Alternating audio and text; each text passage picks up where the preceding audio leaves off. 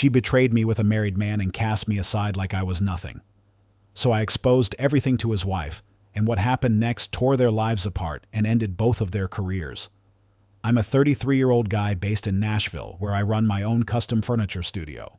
This isn't some trendy Etsy operation or assembly line nonsense. I design and craft one-of-a-kind high-end pieces for discerning clients who care deeply about artistry and integrity. From heirloom-quality dining tables meant to last through generations, to sculptural furniture that anchors luxury living spaces, I specialize in the kind of craftsmanship that makes people stop and stare. We work with natural edge hardwoods, time-honored joinery methods, and intricate metal inlays. No MDF, no laminate, just solid wood and pure craftsmanship, refined by hand until every detail is just right. It's the kind of work where your materials teach you patience, and your tools become an extension of your will. It's taken me nearly a decade to get here. I started in my garage, scraping by and hustling every commission I could land. Slowly, that garage became a proper studio. Now, I've got a talented team of 4 artisans, a client list that includes interior designers and corporate lobbies, and a production schedule booked solid for 6 months. It's not Silicon Valley money, but I pull in a comfortable 6 figures doing what I love.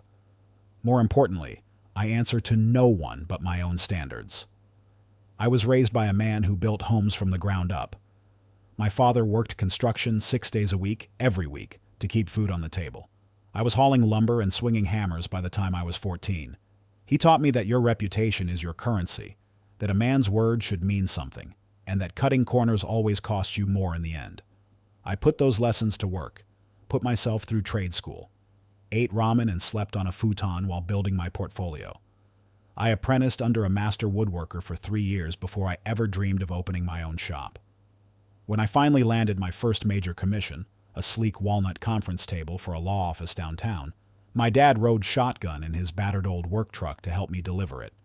That moment meant more to me than any diploma ever could. But then there was Audrey. She came from a completely different universe, one I'd only ever seen from the outside. Audrey, 29, was born into a life of country clubs, yacht weekends, and nameplates on summer homes. Her father is a top-tier attorney who sits on corporate boards and golfs with politicians. In her family, even the guest bathroom towels were embroidered with their initials, and summer was a verb. Audrey worked as a senior consultant at McKinley Partners, the kind of firm where everyone speaks in acronyms and euphemisms while charging a fortune to tell Fortune 500 clients what they already know.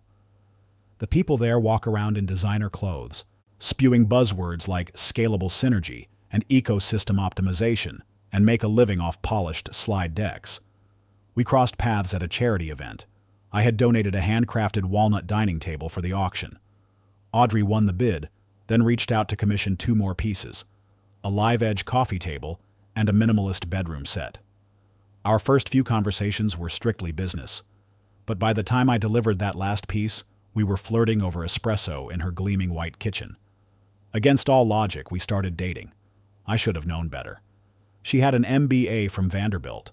I had calloused hands and wood glue on my jeans. But for nearly 2 years, I let myself believe we had something authentic. That's what we shared was real. The truth? I was just her detour, her temporary excursion into something different. Jackson, my best friend since grade school, saw it right away. "You're her adventure phase," he told me. "Once she gets bored, she's going back to prep school royalty." Jackson runs his own successful auto shop on the other side of town.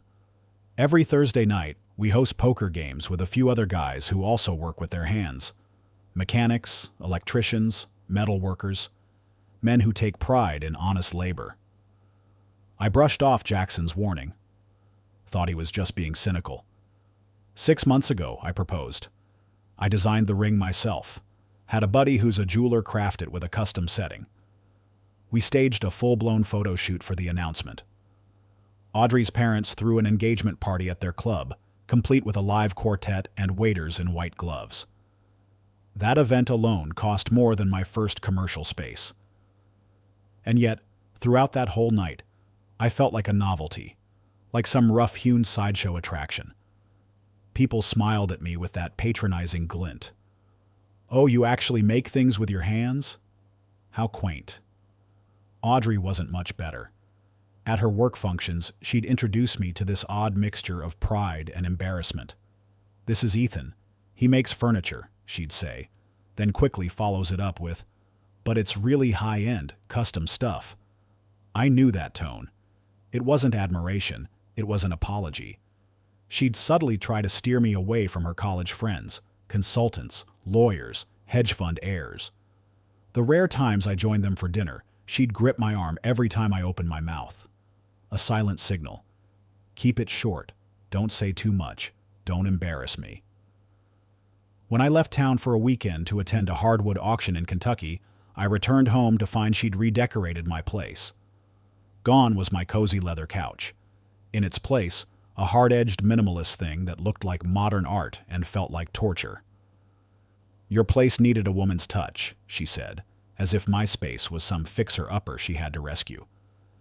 The only room she never dared touch was my workshop, probably because she didn't want sawdust on her Louboutins.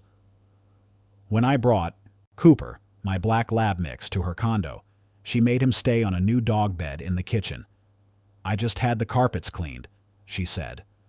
Cooper, the sweetest dog alive, gave me a look like, "Really, dude?" I should have listened to him. Dogs know. Even the proposal should have been a red flag. I asked her at a place her parents recommended. This high-end restaurant that looked like a wine cellar had collided with a jewelry box. When I popped the question, her first words weren't yes. They were, "At least you didn't do it in your workshop."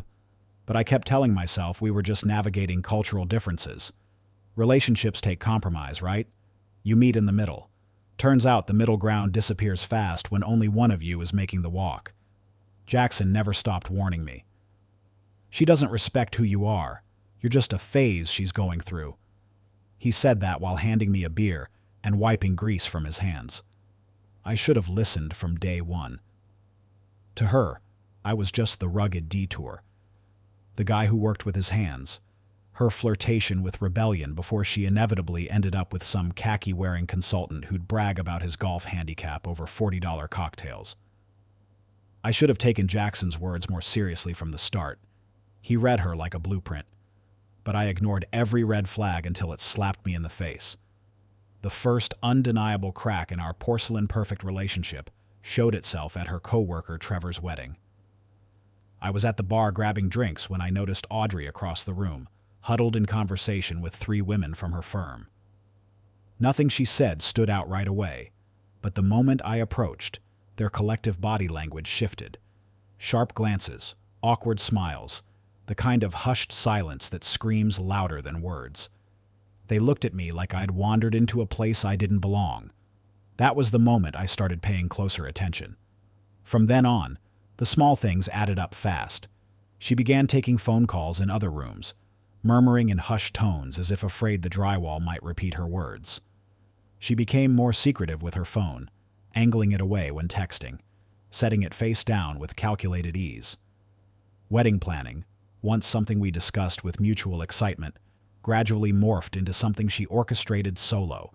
Venues I suggested were dismissed as cute or quaint, the kind of words rich people use to make simple things sound small. My ideas for the ceremony were labeled as sweet, but never appropriate. Translation? Not expensive enough to impress her inner circle. Her calendar swelled with dinners, events, and weekend trips, all with her coworkers and Ivy League friends. My circle? Pushed to the fringe, rescheduled, forgotten. We'd see my dad once in a while for dinner, but it was always squeezed between obligations she deemed more pressing. She'd glance at her phone every few minutes, tapping away replies with perfectly manicured fingers, while my old man tried to share a story. The message was clear. Spending time with a man who swung a hammer for a living wasn't exactly her idea of a valuable evening. Then came the night that made everything crystal clear. One of our mutual acquaintances, more of her friend than mine, sent me a direct message late one evening. He and I weren't especially close, but he included a video with the message, "You should see this. Guy code." The clip was from Audrey's private story on social media, one I apparently wasn't privy to. It was filmed during a girls' night at Cale's apartment, one of Audrey's closest friends. Empty wine bottles cluttered the background. Laughter echoed off the walls. Audrey was deep into her third or fourth glass, seated on a plush couch surrounded by familiar faces. Someone off camera asked about the wedding plans. Audrey rolled her eyes in an exaggerated arc. Ethan wants to use his artisanal wood. She added air quotes with both hands, slurring the phrase like it was some punchline. For the table numbers, like we're hosting a Pinterest backyard wedding instead of the freaking Four Seasons. More laughter. Does he even get how this works? Another voice asked. Audrey sipped her wine and shrugged. He's adorable. Clueless, but adorable. You know, he actually got upset when I canceled dinner with his dad again. Like, sorry, but I don't schedule client meetings around your dad's spaghetti night. The camera briefly panned across the room. Several women nodded along, stifling grins, before it landed back on Audrey. The hardest part, she continued, is having to translate him when we're around my colleagues. He's got all these big thoughts about sustainability and craftsmanship. Like anyone cares. I basically filter him so he sounds less rough. She paused, gauging her audience, then added, honestly, it's like dating a golden retriever that can build you a credenza. The room exploded in laughter. Then someone asked, so why stay with him? Audrey smiled, taking another long sip. He's hot, the sex is great, and watching my mom squirm when he talks about dovetail joints at dinner is priceless. Plus, he's completely obsessed with me. Total worship. I sat frozen in my workshop with Cooper at my feet, absently running a hand through his fur while I stared at a walnut credenza that now felt like a metaphor. I wasn't angry, at least not in the explosive way you expect. It was more like a mechanic hearing a knock in the engine and finally pinpointing the issue. Cold clarity. And once you see the problem, you stop ignoring it. I called Jackson. He showed up within the hour with a 6-pack of energy drinks. The man doesn't touch alcohol when it's serious, and sat across from me while I played him the video. When it ended, he just shook his head. Jesus, she's radioactive. That's not a rough patch, man. That's a structural collapse. I'm done, I said. No discussions. No explanations.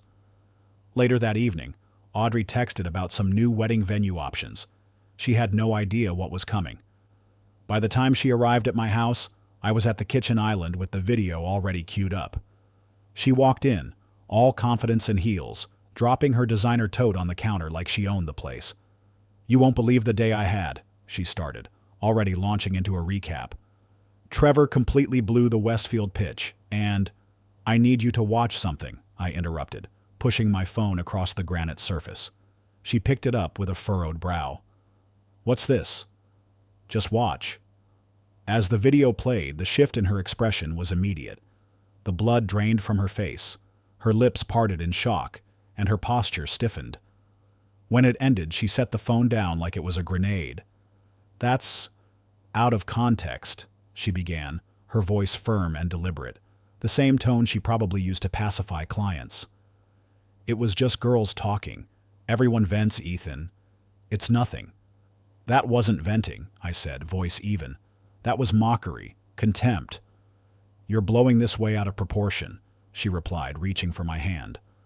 I pulled away. This is what I mean about you being sensitive, she snapped, clearly flustered. Funny, I said. I'm not laughing. Her eyes filled with tears, right on cue. I'd seen this tactic before. The instant emotions whenever she ran out of logical defenses. It might work in the boardroom, but I've spent years spotting invisible cracks in 100-year-old beams. I know when something's structurally unsound.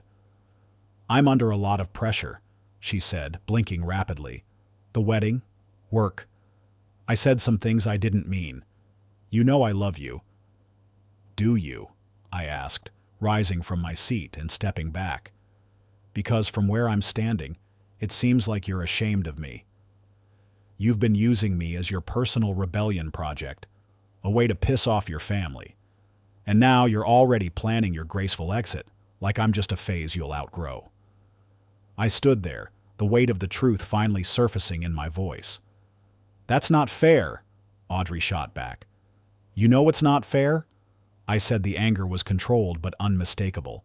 Finding out from a video, not a conversation, not an argument, a freaking video, that the woman I'm engaged to thinks I'm some glorified shop dog she's going to trade up from. If you'd just let me explain. There's nothing left to explain, I cut in. I've heard all I need to hear. I drew in a deep breath, not out of anger but from resolution. The wedding's off, Audrey. That stopped her cold. Her crocodile tears dried up in an instant. In their place was a flicker of pure fury. Her voice sharpened, abandoning all pretense. You're calling off our engagement over stupid girl talk? Are you serious? There she is, I said. The real you. Not the one with the curated smiles and polished anecdotes. The one who drops the mask the second it stops working. She scoffed. This is exactly why I said you're too damn sensitive to be with a real woman. It was meant to wound, but it didn't. No, I replied calmly. I'm ending it because you don't respect me, and I finally see that. She laughed bitterly. This is ridiculous. You're going to throw away everything over one dumb video? It's not just the video, I said. It's everything. The looks, the condescension, the constant digs disguised as jokes. The fact that I was never enough for you unless I was making you look edgy in front of your friends. So this is really it? She asked, voice rising. You're seriously walking away? Yeah, I nodded. I am. Her eyes narrowed to slits. Fine. Good luck. See who's going to look at you now. You'll never find another woman like me. That's the point, I said, stepping back. I don't want another woman like you. Good luck with your upgrade, Audrey. She turned and stormed out, slamming the door so hard that the windows trembled. The echo of that slam rang out like a closing chapter. As soon as she was gone, I got to work. First thing, I called my bank and moved every dollar from our shared wedding account back to my personal one. We weren't married yet, but I wasn't about to leave anything to chance. This was a woman who'd already decided I was expendable. I wasn't going to be foolish enough to give her access to my hard-earned money. Then I called the venues, the caterer, the photographer, every vendor we'd signed with. I let each of them know the wedding was canceled. Most of them hit me with their cancellation policies, non-refundable deposits, and contractual terms. I didn't argue. Every cent lost was a small price to pay for peace. Let Audrey explain that to her Instagram-obsessed circle. Let her spin the story about how the big day wasn't happening after all. I wouldn't say a word. Silence has a power of its own. I gathered up every last item she'd left at my place. Her cosmetics, her carefully curated outfits, the overpriced espresso machine she insisted on buying because mine wasn't real coffee.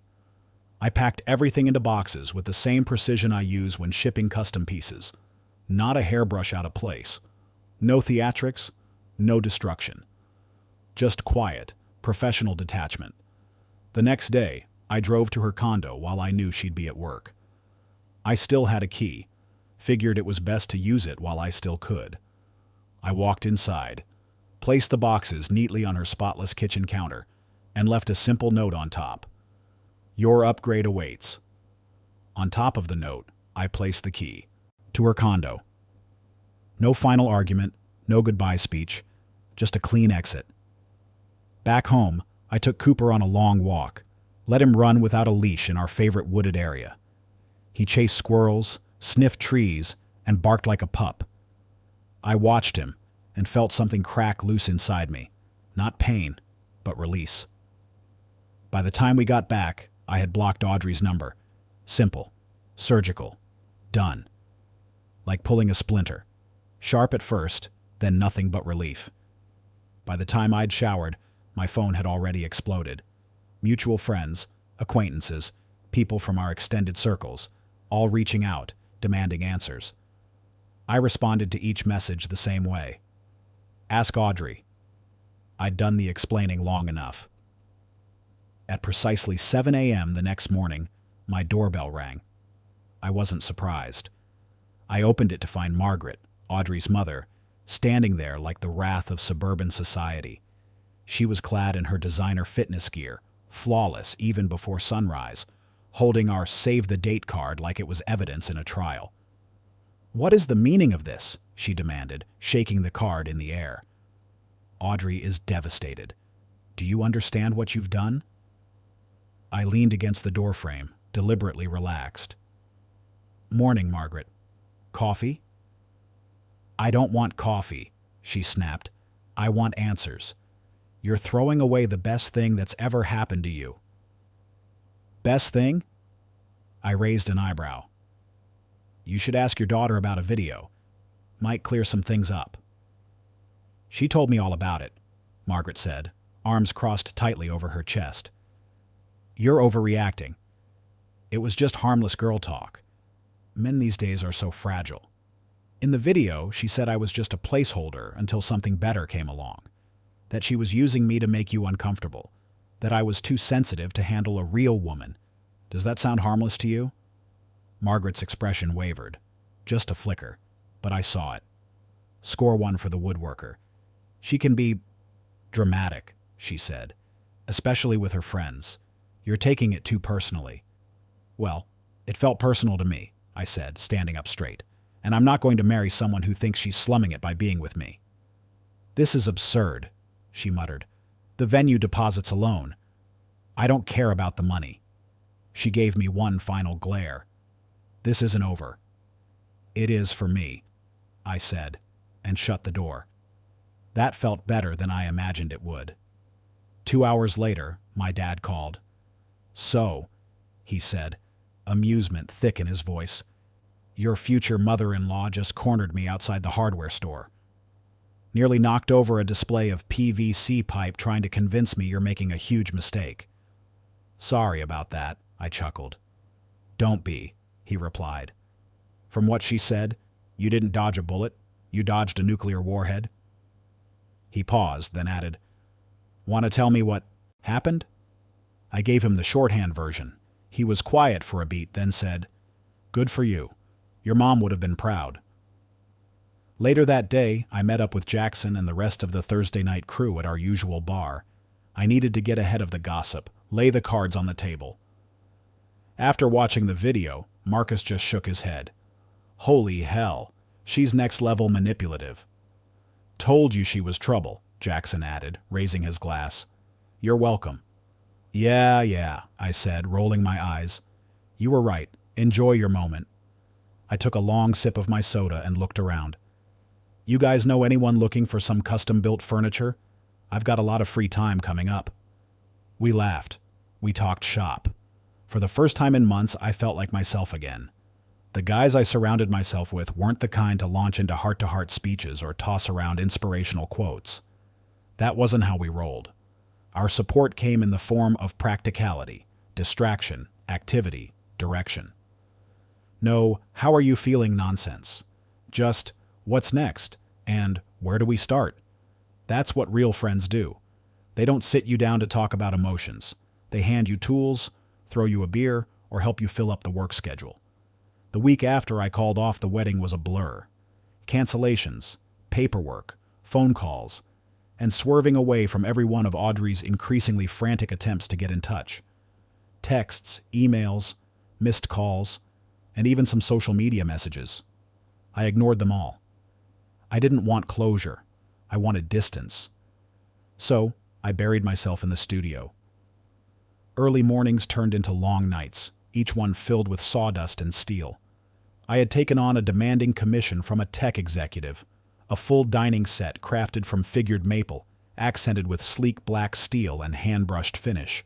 Precision joinery on that level doesn't leave space for emotional chaos. For 12 hours a day, I lost myself in measurements, angles, and wood grain. 2 weeks passed like that. Then, on a brisk Saturday morning, I was at the dog park with Cooper. He was tearing through the grass with another lab, tail wagging, tongue lolling happily. That's when my phone rang, a number I didn't recognize. I almost sent it to voicemail, but instinct told me to answer. "Ethan? It's Belle." I blinked. Belle was one of Audrey's college friends. We'd never been especially close, but she always seemed more grounded than the rest of Audrey's socialite circle. She'd asked genuine questions about my work, and actually listened when I answered. What can I do for you, Belle? I'm not calling on Audrey's behalf, she said quickly, almost stumbling over her words.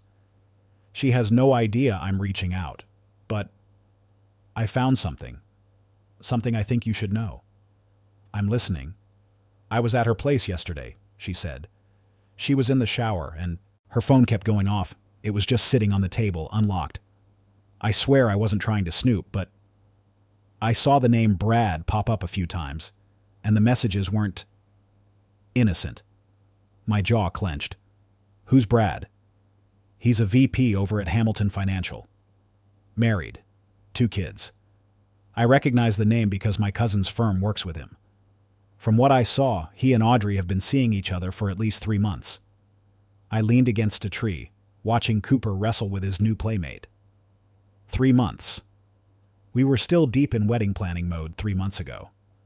Comparing caterers, picking out centerpieces. Meanwhile, she was sleeping with a married banker behind my back. I took a long breath. At this point, I didn't care about the affair. Not emotionally. I'd already emotionally buried the relationship the day I saw that video of her mocking me in front of her friends. But this was justice served on a silver platter. Karma is arriving with receipts. Can you send me screenshots? Already did. Check your email. I'm really sorry, Ethan. I know it's probably painful to hear, but I couldn't sit on it. Why are you telling me this, Belle? I asked, genuinely curious. You're her friend, not mine. There was a brief pause before she answered. Let's just say, Audrey's brand of friendship has burned me before. And my sister? Her husband cheated on her last year. I know what betrayal looks like. Some truths need to be exposed. Thank you, Belle, seriously. One more thing, she added. Brad's wife? Her name's Melissa Hamilton. She owns that boutique on 12th. The one with all the handmade jewelry. The irony's pretty thick, huh? Her husband's cheating with someone who laughs at craftsmen. I chuckled softly. Poetic. After we hung up, I checked my email. The screenshots were worse than expected. Brazen, arrogant, not just steamy messages, but conversations dripping with disdain. About me. She called me Lumberjack Barbie, said she was trading up to someone with real ambition and actual prospects. Brad, she gushed, was her real match, someone who understood how the world really worked. She even mocked my vocabulary, said she had to dumb down my words when retelling my stories to her friends. There were photos, too. One of them was clinking wine glasses in an upscale hotel bar in Atlanta. Audrey had told me she was away for a client meeting. Another showed her in lingerie, captioned, "What you're missing while I pretend to care about wedding flowers." There were even messages setting up their next rendezvous, scheduled for the week after our wedding. Classy. I let it all sit with me for a day, let it settle like sawdust after sanding. Then I acted. After a little online digging, I found Melissa Hamilton's professional email address. Using a burner account, I forwarded her everything, every screenshot, every timestamp, every quote. No commentary, just a subject line. You deserve to know the truth. I didn't sign it, didn't include my name. Just lit the fuse and stepped back. What followed was better than anything I could have orchestrated. Belle kept me updated in cryptic texts. Melissa stormed into Brad's office that Monday morning, screenshots in hand, threw his designer suits onto the front lawn, changed the locks. His company was notified. Somehow the screenshots made their way to the board. Brad tried blaming Audrey for being careless. She showed up at his building, screaming that he had promised to leave his wife and had to be escorted out by security. His firm placed him on leave, citing an internal ethics review. And Audrey? Belle said the collapse was spectacular. She missed a massive deadline at work, then had a meltdown during a client meeting when someone dared to critique her proposal. HR put her on probation while leadership quietly began documenting the cause for dismissal. They couldn't just fire her, not with her record, but they were clearly building a paper trail. The final text I got from Belle read, "She's unraveling." Like fully. Cried in the bathroom for 30 minutes. Nobody offered her a tissue. I replied, Thanks for the update. Then I went back to polishing a custom walnut bookshelf with hand-carved brass inlays for a music producer's new studio. Justice didn't need my fingerprints. It played out on its own. All I had to do was hit send and step back. It was art in motion. Elegant. Clean. That weekend, I did something I'd put off for years. Something Audrey used to call a childish fantasy. I bought myself a 2022 Mustang GT in Grabber Blue, 5.0-liter V8, manual transmission. Not the most practical purchase, but practical had never made my pulse race. The moment I fired up that engine, the low growl vibrating through the chassis, I smiled for the first time in weeks. Who needs therapy when you've got 450 horses under the hood? I kept the work truck for practicality, hauling lumber, making deliveries, transporting raw slabs of hardwood to and from the mill. But the Mustang? That was mine. That was personal. A reward. Some things in life are worth every dime, and 460 horsepower of unapologetic American muscle happens to be one of them. The first time I pulled up to our Thursday night poker game in that Grabber Blue beast, Jackson let out a low whistle. Damn, she's gorgeous. I tossed him the keys. Want to take her for a spin? His face lit up like a kid on Christmas morning. Hell yes. We tore down the back roads just outside of town, windows down, engine growling like thunder. As we hit a straight stretch, Jackson leaned over, yelling above the roar, This!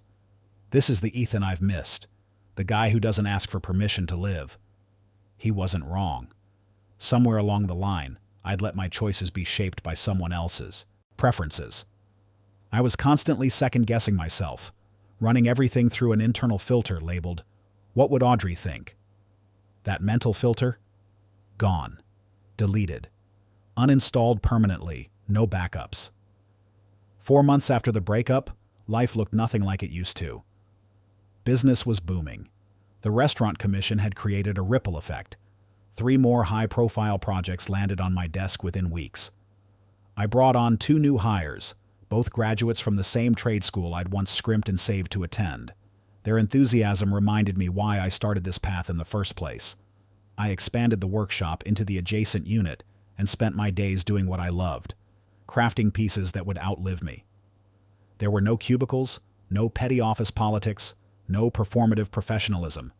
Just sawdust, sweat, and the undeniable truth of whether something was built right or wrong. Then came a stroke of luck. An interior designer from Architectural Digest happened to dine at the restaurant using my custom dining set. She reached out afterward, curious about my approach to merging old-school techniques with modern aesthetics. A few emails turned into an interview. The interview led to a 6-page feature in the magazine. Glossy pages showed me mid-build, Cooper lounging loyally in the background, and detailed shots of dovetails and inlays.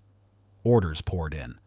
Turns out the ultra-wealthy actually read those spreads, and they loved the idea of authentic craftsmanship. Around the same time, a mutual acquaintance forwarded me an email chain. Audrey had been trying to circulate rumors that my business was tanking without her connections. Too bad for her. The timing was impeccable. The Digest feature dismantled that lie before it could sprout legs. Nothing screams, "I'm thriving," like getting profiled by one of the most prestigious design magazines in the world, while your ex is clinging to probation at a consulting firm. That summer, Dad and I started fishing again, every other Sunday, same lake he used to take me to when I was a kid. We didn't talk much, just cast lines, drank coffee from thermoses, and sat in the kind of silence that doesn't need filling. One morning, as the sun shimmered across the surface of the water, he reeled in his line and said, "You know, your mom and I had plenty of fights over the years, but no matter what, we never stopped respecting each other. That was always the line we wouldn't cross." "I know," I said. "You did good, walking away. Too many men would have stayed, thinking they had something to prove." He recast his line. "Pride can be expensive, sure, but regret? That costs more." I started dipping my toe back into the dating world, slowly, cautiously. Most first dates fizzled out. Dinners that ended with some version of the woman suggesting I change, cut back on workshop hours, update my wardrobe, and network with a different crowd. They weren't looking for a partner. They were shopping for a project. Then I met Hannah. She was 30, an art teacher at a local primary school. We met at a furniture exhibition where her school was seeking donated materials for their woodshop program. She wasn't sizing me up for my connections. She wasn't measuring me against some imaginary checklist. She just genuinely wanted better materials for her students. There was something refreshingly simple about her.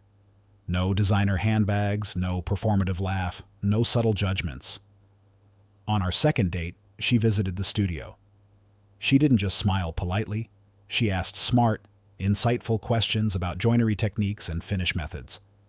She didn't flinch at the dust or the noise. By our fifth date, she showed up with a rough sketch of a coffee table. "Think we could build this?" she asked. That's when I knew she was different.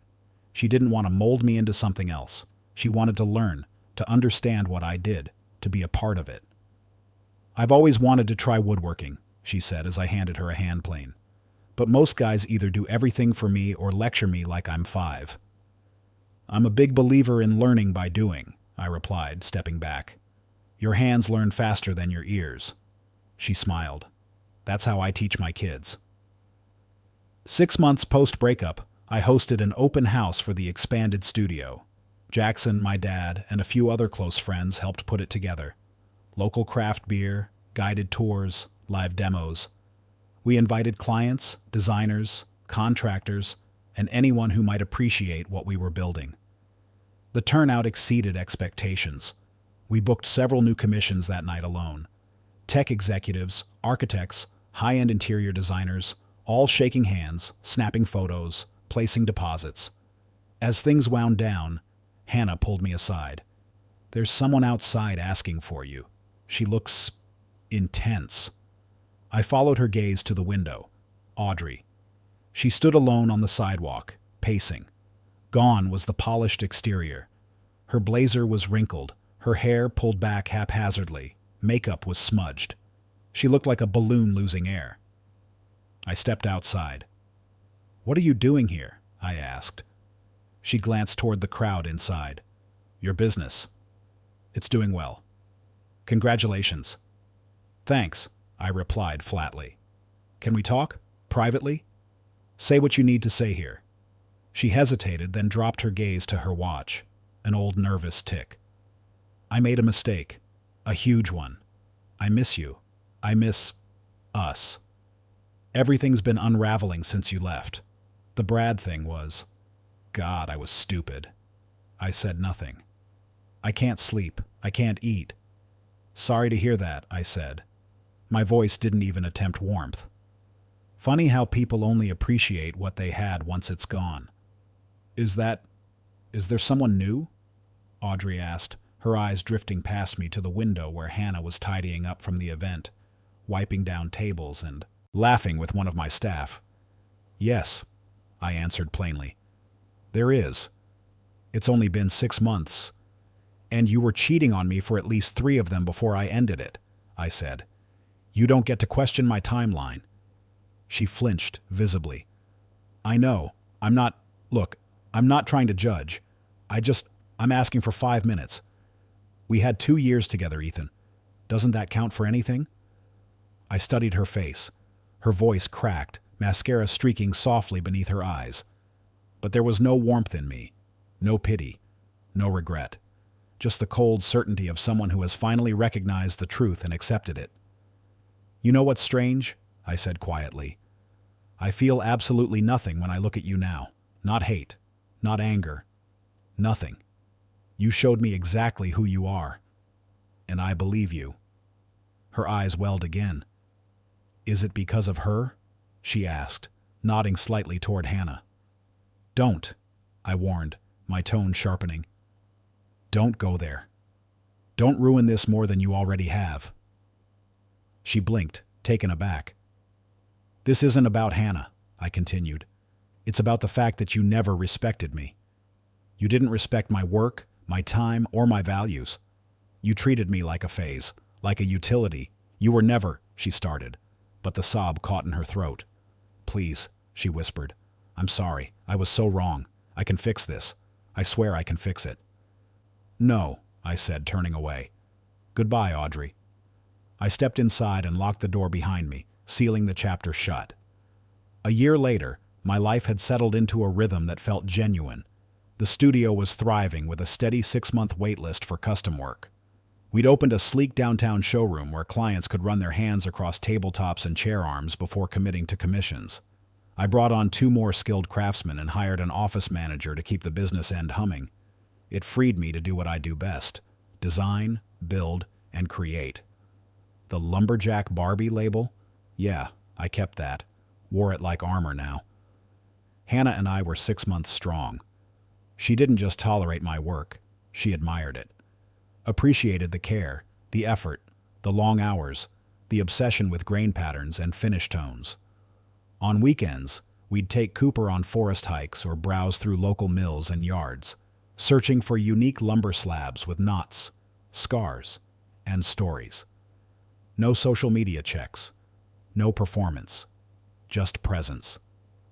One afternoon, I was sanding the final surface of a $32,000 walnut conference table, my most ambitious commission to date, when my phone rang. Unknown number. I figured it was another potential client. Ethan, it's Margaret Mitchell. I nearly dropped the sander. Margaret, what can I help you with? I need to speak with you, she said. It's about Audrey. Her voice didn't carry the icy precision I remembered. There was no smugness, no veiled judgment. It sounded tired, defeated, real. I'm not interested in getting back together with Audrey if that's what this is about. It's not, she sighed. Please, just 30 minutes. That's all I'm asking. Something about her tone gave me pause. Reluctantly, I agreed to meet her the next morning at a cafe near the studio. When I arrived, she was already there, staring into a half-full mug of coffee. Gone was the curated elegance, the flawless appearance. She looked ordinary, human. The former queen of the country club looked like she'd stepped out of a long night of reckoning. Thanks for meeting me, she said as I sat down. What's this about? Audrey's not doing well, she began. She lost her job. After the thing with Brad, several clients requested to work with other consultants. She missed deadlines, showed up late. They warned her, put her on probation, and finally let her go. I gave a small nod but said nothing. This wasn't my problem anymore. Not my circus, not my monkeys. He moved back home, into her old room. Margaret's eyes glistened. I never imagined I'd have my nearly 30-year-old daughter crying herself to sleep under posters from her high school days. I'm sorry to hear that, I said, but what does this have to do with me? She's obsessed, Margaret confessed, with getting you back. She drives by your workshop. They create fake social accounts just to follow you. Talks about you constantly. We're worried. That sounds like stalking. I know. Her voice trembled. We've begged her to move. She has an interview next week in Atlanta, but she's stuck. Margaret reached into her handbag and pulled out a small velvet box. She wanted me to give you this. I stared at it. She said if you take it, she'll know there's still a chance. If not, maybe she'll finally let go. I hesitated, then opened it. Inside was the engagement ring I had custom designed for her. She'd kept it all this time. She looks at it every day, Margaret said quietly. I closed the box and slipped it into my pocket. Thank you. The stones are heirlooms. I never thought I'd see them again. Margaret nodded. She looked smaller than I'd ever seen her, deflated without her usual bravado. I owe you an apology, Ethan, she said softly. I was awful to you, cruel and condescending. I said things about your work that I regret. You were protecting your daughter. I get it. No, she shook her head. I was protecting my pride, my social image. The truth is we raised her that way, to chase status, to fear being ordinary. That's on us too. I didn't respond. There wasn't much to say. She stood up, gathering her bag. I should go. Thank you for the ring, I said as she turned. And I do hope Audrey finds peace, whatever that looks like. And I meant it. I didn't wish her harm, I just didn't. want her orbiting my world anymore. But peace wasn't ready just yet. A week later, Audrey returned. I was in the middle of loading 2 pieces, a pair of custom walnut nightstands, into the back of my truck when a silver BMW pulled into the lot. She stepped out. Her posture was straighter, her clothes more polished. The makeup was carefully applied. But I saw it in her eyes. That same desperation hiding behind a facade of control. This was not a new woman, just a better rehearsed version of the one I'd already walked away from. Her appearance was flawless, just like always. Every strand of hair in place, her outfit designer perfect, makeup applied with surgical precision. But her eyes were different. Gone was the cool calculation. What I saw now was raw desperation, a pleading vulnerability she never let surface before. "Your mother told me you were moving to Atlanta," I said, leaning against the tailgate of my truck. "I turned down the interviews," Audrey replied, taking a hesitant step closer. "I realized what I really want is right here." I shook my head slowly. "Don't do this." Her gaze flicked to my hands. "Did my mother give you the ring?" "She did."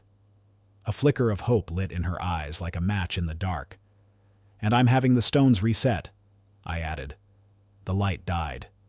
"Into what?" "I didn't tell her this, but I sold them. A buddy of mine is planning to propose to his girlfriend, someone who actually appreciates him." Audrey's throat bobbed as she swallowed. "Look, I know I messed up. I've made so many mistakes, Ethan. But people can change. I've changed." "Maybe you have," I said, voice steady. "But that doesn't matter anymore. We're done, Audrey. Have been for a year. I'm with someone else now. Whatever this is you're trying to do, it's pointless." "That teacher?" she sneered, and in that instant, the old Audrey slipped through, the one who measured people by their salaries and social polish. "Come on, she can't give you what I can. My father's ready to invest in your business. We could open new locations, take the brand national." She stepped closer, eyes gleaming again. "I've been studying the high-end furniture market. You wouldn't believe the opportunities. With your skills and my connections." "Stop," I cut her off, sharper this time. "You know what's funny, Audrey? For the longest time, I thought I wasn't good enough for you. Thought I had to change, mold myself into someone more presentable, more polished. But I get it now. You were never good enough for me." She looked like I'd slapped her. "What?" "You talked about how I couldn't handle real women. But let me tell you something. Real women don't tear you down to feel powerful. They don't cheat. They don't lie. And they sure as hell don't mock the man they claim to love." "I made mistakes." "No," I said firmly. "You made choices. Deliberate, cold-blooded choices. And those choices told me everything I needed to know. It's over. Go to Atlanta. Start over. Find someone who fits the image you're trying to build, because I never did. And I never will." I turned back to my truck, lifting the edge of a dining table. "You're going to regret this," she shouted. Her voice cracked like ice under strain. "When your little workshop goes under and your teacher girlfriend gets sick of sawdust in the sheets, you'll remember what you threw away." I turned back briefly, smiled, and laughed. "Sure," I said. Then I lifted the table and finished loading it with Jackson's help. Audrey's car screeched out of the lot seconds later. "Damn," Jackson muttered, barely hiding a chuckle. "That was ice cold." "Had to be," I replied, wiping my hands on a rag. "That dining table? It sold for more than Audrey likely made in a month during her prime at the consulting firm. Funny how life balances the scales when you least expect it." That night I took the Mustang out with Hannah and Cooper. We cruised the winding hills outside Nashville under a wide, star-pocked sky. Cooper leaned out the back window, tongue lolling, ears flapping like a parachute. We didn't talk about Audrey. Didn't need to. Some chapters don't deserve sequels.